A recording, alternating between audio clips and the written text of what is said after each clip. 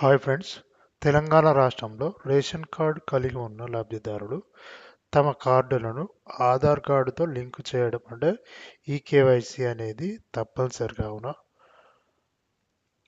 ప్రతి ఒక్క కుటుంబంలో ఎంతమంది సభ్యులు ఉన్నా వారి యొక్క ఆధార్ కార్డ్ డీటెయిల్స్తోని కేవైసీ అప్డేట్ అయితే చేసుకోవాల్సి ఉంటుంది.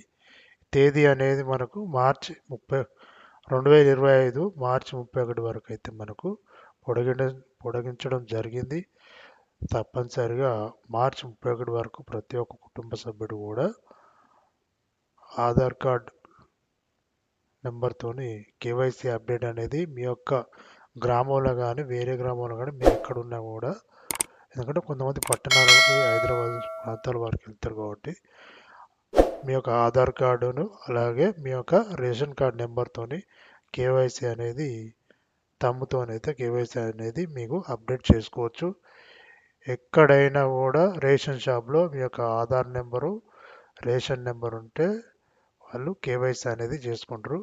ఫ్యామిలీ ఒక్కరు కాకుండా ఎక్కడన్నా కూడా ఒకరొకరు కూడా చేసుకోవచ్చు. కానీ ఇది మాత్రం మార్చి 31